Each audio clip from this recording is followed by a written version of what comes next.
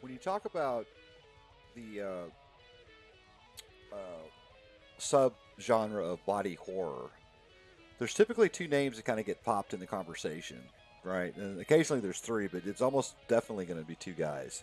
Well, the first one I covered in a previous video, which is be David Cronenberg, and he operated for the most part in cinema, and he kind of came in it and left relatively early on. I mean, he doesn't really do a lot of science fiction or horror anymore. He's focuses more on like psychological dramas and things of that nature. The second guy uh, didn't really have much of a film career.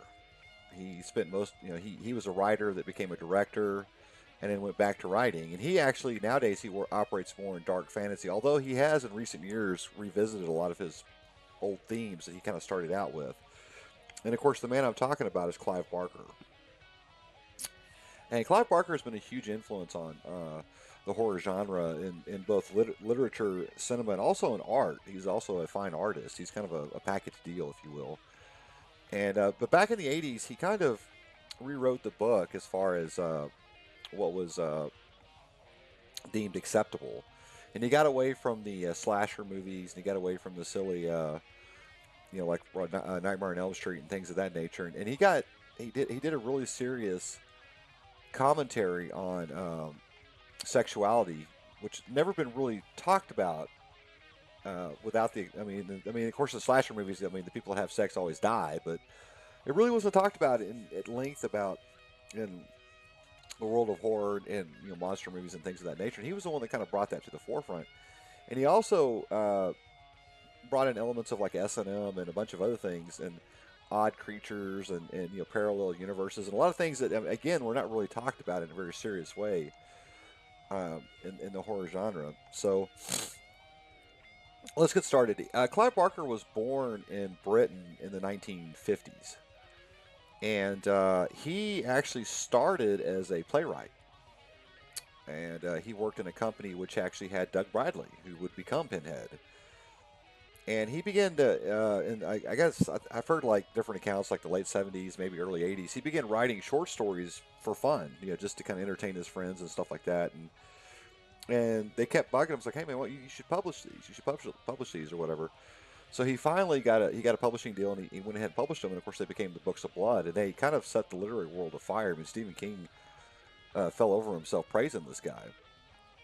And now he didn't really get into cinema until about 85 or 86. And that's when he began working on Hellraiser, which became his magnum opus.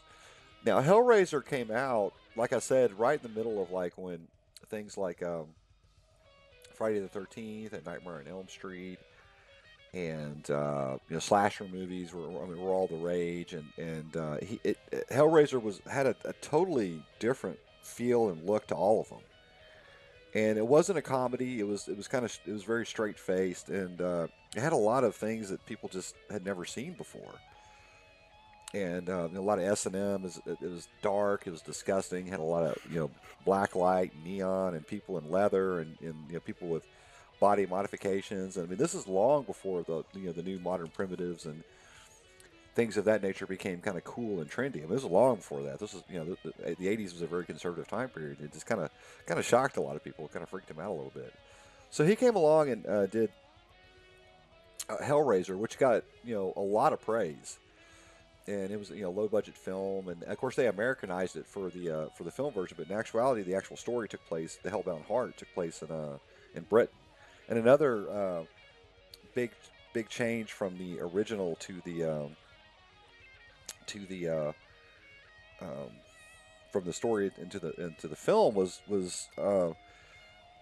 the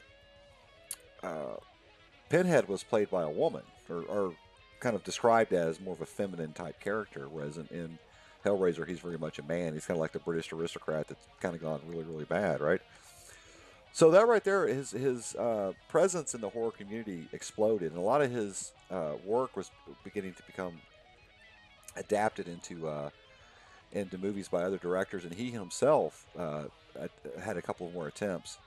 Now, his follow-up to Hellraiser kind of bombed at the box office, and it was kind of poorly received. I actually saw it at the movies when I was a little kid. I thought it was pretty good. I mean, I was like 11 or 12, something like that, but I thought it was pretty good.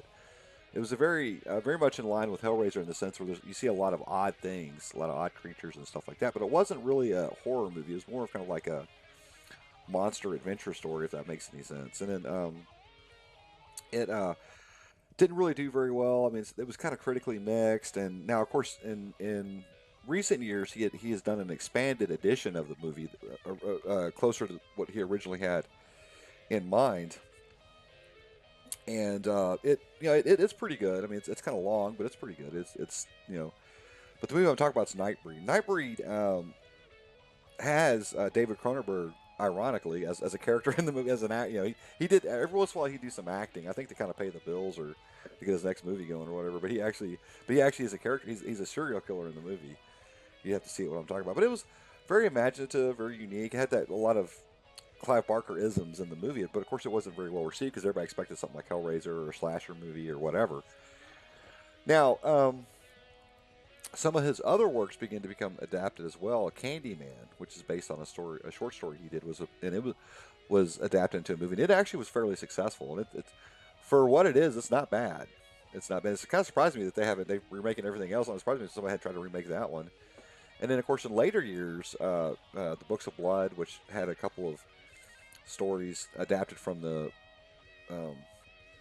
short story collection, was adapted. And if I think about it a little bit longer, I can probably come up with some other ones. But anyway, the next actual movie that he worked on, he directed, again, was one of those movies that didn't really find an audience at the time, but I think was pretty smart and was pretty ahead of the curve. And you see parallels between it and like a movie like Prestige, which Christopher Nolan did in the mid 2000s, and a movie called Lords of Illusion, which is about these two wizards who are battling each other, and it's got like a cult in it, and it's got all these really weird concepts, and you see like people like levitating, the guys catching on fire, and I mean it's great. I mean it's a great piece of a genre, and it's kind of film noir, and it's got some really creepy characters and stuff like that. But sadly, because Nightbreed and Lords of Illusion weren't really well accepted, he kind of went back to writing. And he also got away from doing horror. He got more into like dark fantasy and kind of character studies and stuff like that. And he got away from his roots, and he kind of stayed like that for several years. And of course, now in the 2000s, he came back and started doing horror again. He started with like Cold Hard Canyon, and then he also did he did the Aberrat series, which is kind of a children's novel. But he also did recently he did a sequel to Hellraiser, an actual like his version of the sequel, not Hellraiser 2 or Hellraiser 3 or whatever. Like, unfortunately, Hellraiser had a lot of sequels attached to it, and they kept getting worse and worse and worse and worse and worse. And they kind of got really silly toward the end, right? So anyway, let's talk about why Hellraiser itself is so effective. Hellraiser is a pretty simple story. It's about a guy who has a loser brother and his wife. His wife can't stand him, and of course, his daughter, who is the stepdaughter of the wife, Julia, she can't stand her mother either, or her stepmom. She thinks she's a bitch, and they just don't like each other, right? And they move in this old house. Well, Frank, who was the loser brother, it wasn't explicitly come out and said in the movie, but if you read the book or you read the short story or novella it's based off of, it talks about how Frank was like a drug dealer and basically just a hedonist. He was just doing shit just to get away with it. He kept ending up in jail, and people got tired of jacking with him, right? And well, Frank somehow comes across this puzzle box that's supposed to have like the ultimate sexual experience, and him being very experimental, he tries to open the box, and of course he opens it, and that's when he runs into the Cenobites, right?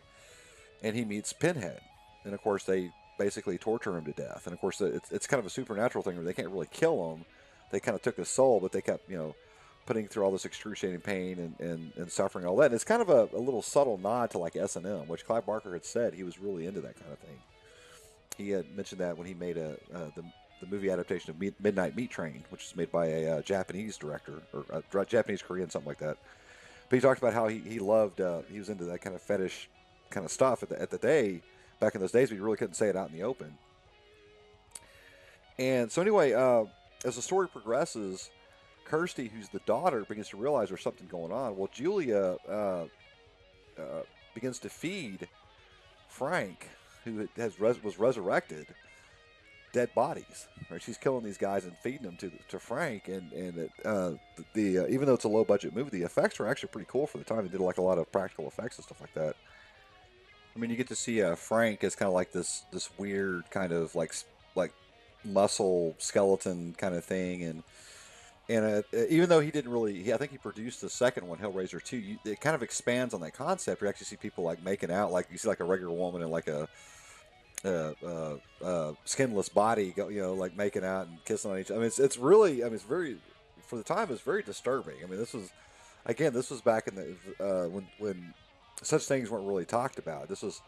You saw a lot of people getting killed and a lot of violence, but you didn't really see any like sexuality attached to it, right? And Clive Barker kind of had that in spades. And of course, Kirsty finds the puzzle box, Lemon Sean's box, and she actually opens it and she summons the Cenobites.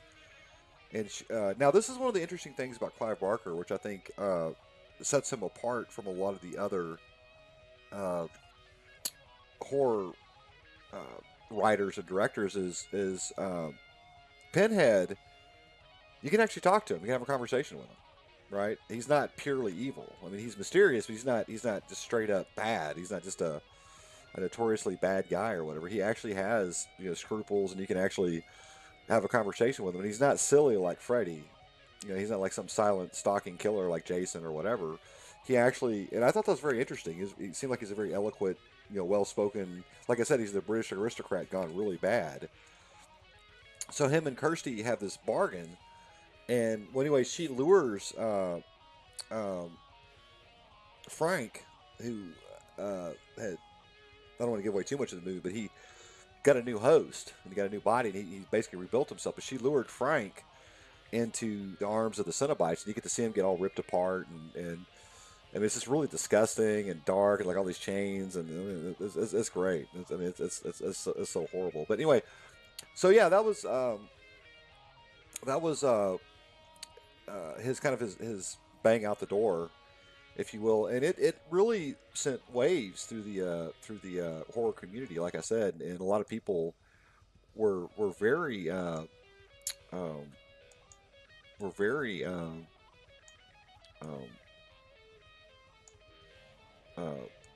enthralled by his work, and so anyway, when he did.